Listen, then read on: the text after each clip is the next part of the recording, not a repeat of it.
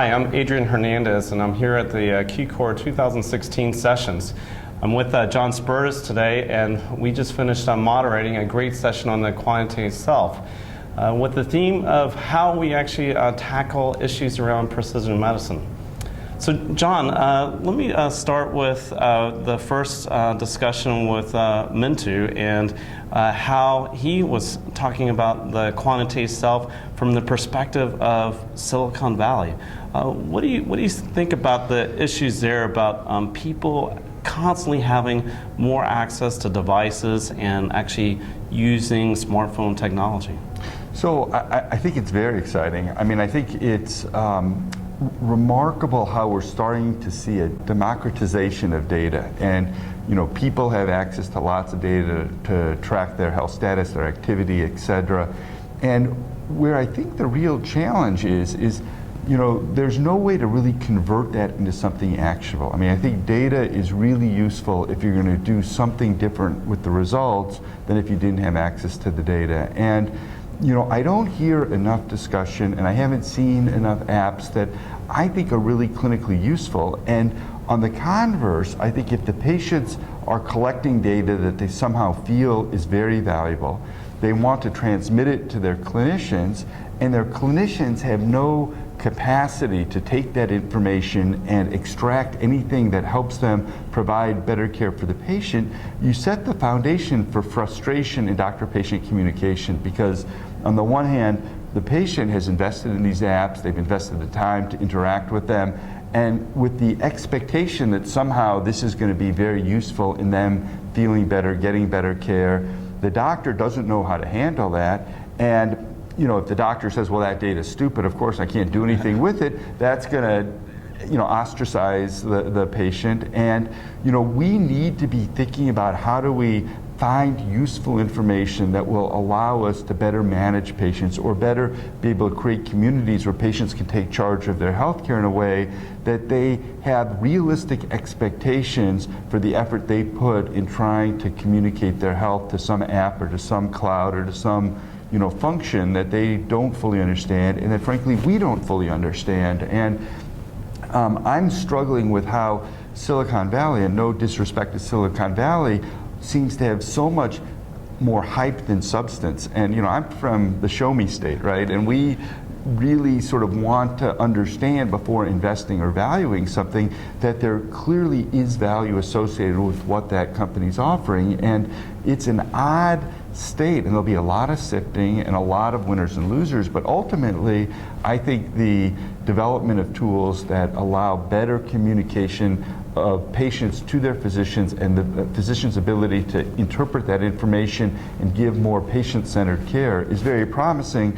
I just hope it comes sooner than later. Right. So it certainly sounds like the technology is no longer going to be the barrier, but actually what's the healthcare model to bring patients and physicians together to actually communicate goals and actually make clinical decisions. So. Well, yeah, clearly the availability of getting information, of having access to enormous data, I think it's remarkable the progress we've made in getting access to data and to be able to link one data source to another.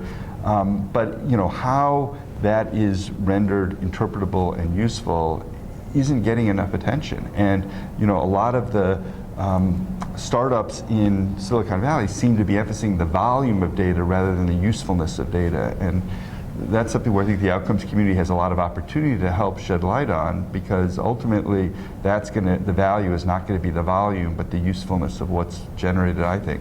Right. Well, and that brings up the next topic, which was actually an example of what are some of the challenges of that or opportunities. So Mark Pletcher gave a discussion about the Healthy Heart program and that study and that alliance, and given us some insights in terms of what's the early wave of this type of program and research, or what can be done. So what do you think about the challenges there?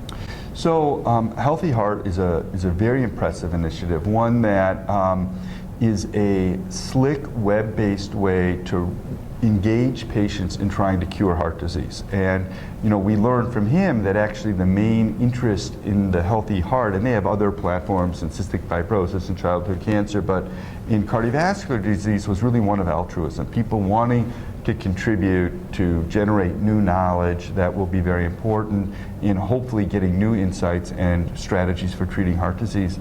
The challenge are severalfold in that initiative. First, while they are starting to get more and more users, the longevity of that user's interaction with the system is not great. I mean, they're early in the course, but more than half the people seem to access it once, give permission for access to data, and then are not responding to subsequent surveys. And maybe that's not unexpected. I understand that the average app lives on a smartphone for a day or two and then gets deleted. I, of course, never delete apps, but I have a huge number of apps that I never tap, I never use. And I think ultimately, for really engaging and empowering patients, which they've done an amazing job, they've got to create more value for the patient to continue to participate so that we get longitudinal data of patients over time. He was very transparent about the challenges in selection bias, in perhaps disparities in access by socioeconomic status or racial or gender or age groups. And I really applaud the work that he's doing to try and understand how we can get good knowledge from these kinds of partnerships, and using the electronic age to collect and interact with patients is wonderful and very cost effective. But ultimately, like my concern on the first topic of the explosion of apps in Silicon Valley, we've got to figure out how to get useful knowledge from this that does help us fulfill our promise to patients. That by giving us their data, they're going to help in improving our understanding of how to eradicate heart disease. Right. So, I mean, this is the first version, and so they're learning about how to actually transmit or give back to the community and patients and that value. And that brings up the next topic that Rob Califf brought up as the recently approved and confirmed commissioner for the FDA. He brought up, what this is going to pose as a challenge for them at the agency in terms of all this new information, new tests, and what the regulatory science will be challenged with. What would you think about his perspective on precision medicine initiative and predictions in 5 years? Well, I mean, so personally, I'm a huge fan of Rob, so I'm thrilled that he now has this role. And if anybody can solve this problem, he can. I mean, he's got sort of a common sense approach while also possessing great scientific rigor and knowledge. And so I'm enthusiastic to see how he handles this hurdle. They are going to be grossly under-resourced if they're going to try and really regulate a lot of these. And I think they already have made a lot of strategic and important decisions to parse out what is under their purview and what is not, with the idea, as I understand it, being that those tools that are trying to make a diagnosis, that are trying to make treatment recommendations, are clearly under the purview of the FDA, but things like calculators, like the AHA risk calculator, that could be done on pencil and paper are not. And to me, that's really valuable, is that if we can parse out sort of what is and isn't under regulatory review and approval, and be very clear, that will be helpful, because I think a lot of tools that are doing physiologic measurements are getting approved, and Mintu had a very nice example of that, where something was on the market, patients could believe that it was accurate, maybe stop taking their blood pressure medicines because they saw their blood pressure was just fine on some optical sensor of their finger, and that would be harm. And so the faster the FDA can sort of create those boundaries and probably go after companies that are violating those rules and are threatening potentially the health of patients without evidence to prove that they're not, I think is a good step forward. Before we let Adrian completely off the hook, so I'd like to hear your opinion of where you think a lot of the new technology, precision medicine's going, and what maybe some of the thoughts are at DCRI about, and particularly with your sort of leadership of the Outcome Center, where's the opportunity to help allow some of this potential to be realized? Yeah, so I think on the one hand, there's going to be this consumer-focused set of applications that people will want to use and experiment, and consumers will drive what's actually useful by choosing them, by purchasing them. But and then the other area is actually things that are more closely integrated to healthcare. And so given that in terms of how people are going to manage populations, and how health systems actually choose or preferentially choose or endorse incorporation of those applications, that will be useful in for management of patients more directly, and likely will have better vetting, and also those will be the things that will also follow more closely under the regulatory oversight. And so I think between those two types of applications that we'll see a differentiation in the market.